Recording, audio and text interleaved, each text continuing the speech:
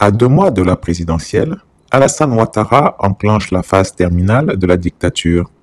La traque des opposants est lancée. Les hiboux de Chris ont intercepté le verbatim du conciliabule tenu par la coterie du Vieux Grigou et affirment qu'Alassane Draman Ouattara a décidé d'en finir une bonne fois pour toutes avec ce qui reste encore de contestation politique dans le pays. Le tyran de Cocody, conseillé dans l'ombre par le tristement célèbre clan Ouattara, prépare une opération de répression systématique contre l'opposition à son 4e mandat anticonstitutionnel. L'information est formelle, vérifiée et vérifiable. Une réunion secrète, tenue il y a 2 jours dans le bunker de la résidence présidentielle, a scellé le sort de plusieurs figures de l'opposition.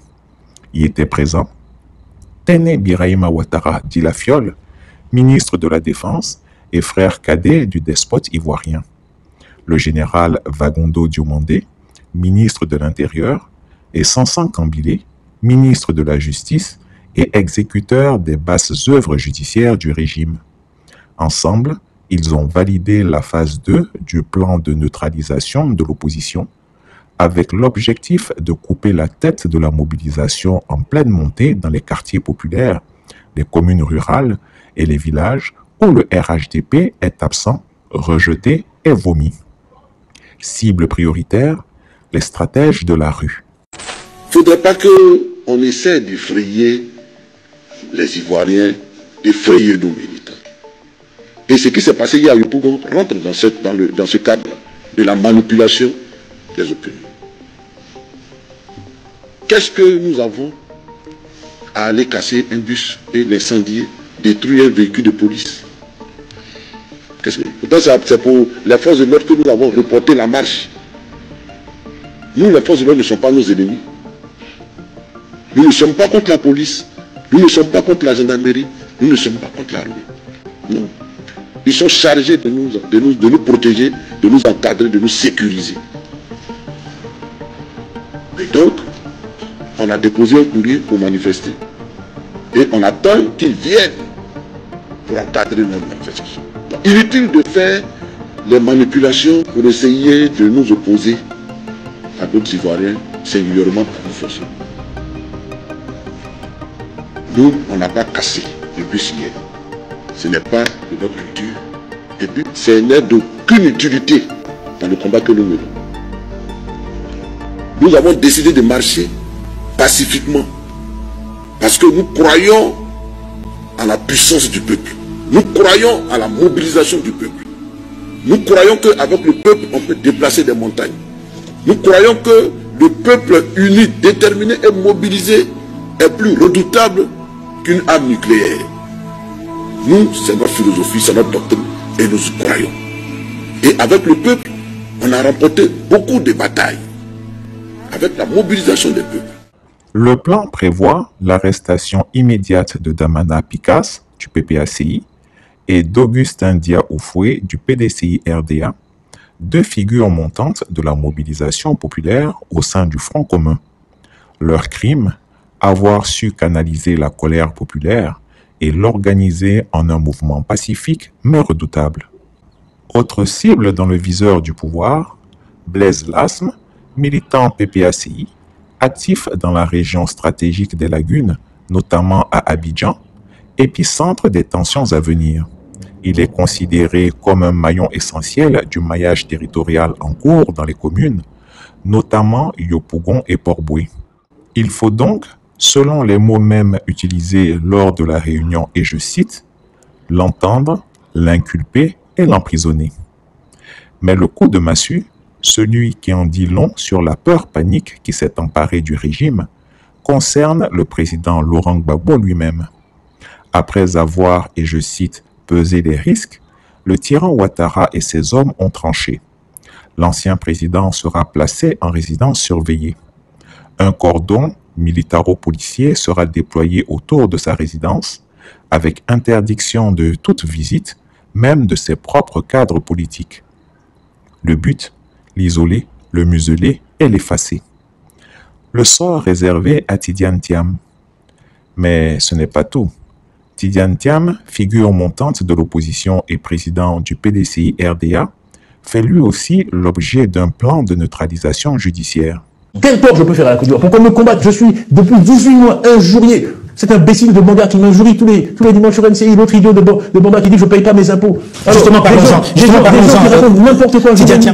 Exaspéré par ses sorties publiques, Alassane Ouattara, humilié dans son orgueil d'autocrate, a ordonné au ministre de la Justice de l'inculper dans les plus brefs délais. Le scénario est déjà prêt. Mandat d'arrêt international, procédure de flagrant délit, condamnation par contumace et surtout radiation automatique des listes électorales. Objectif, lui barrer la route pour toute candidature, même à une banale législative. Voilà comment fonctionne le régime Ouattara. Injustice légalisée, vengeance institutionnalisée, démocratie éradiquée. Une dictature en marche jusqu'où? À 2 mois de l'élection présidentielle, le dictateur des lagunes a choisi la voie de la terreur, plutôt que celle du dialogue.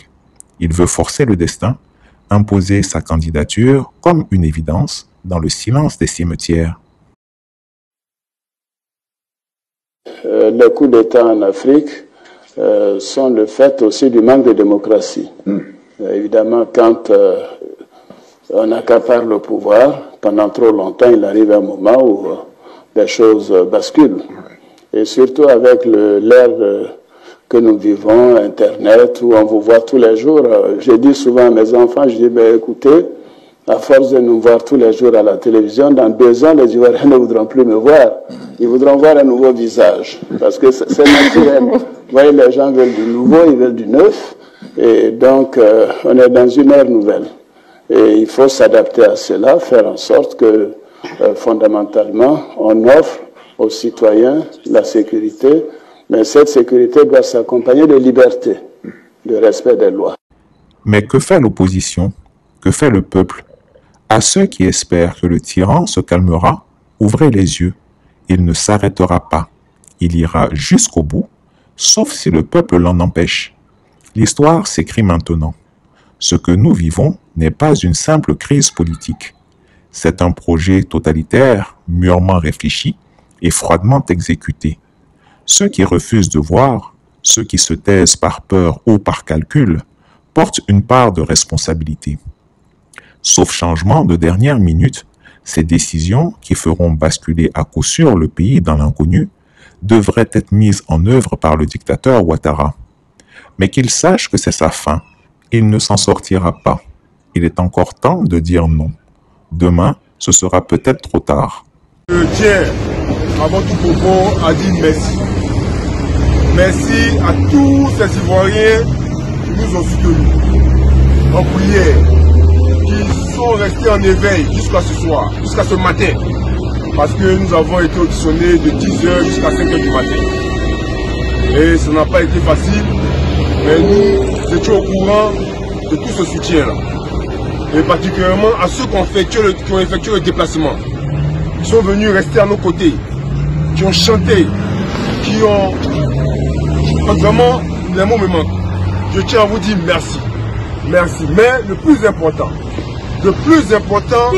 c'est que nous restions mobilisés, concentrés sur l'objectif principal, qui est la marche du samedi 9 août 2025.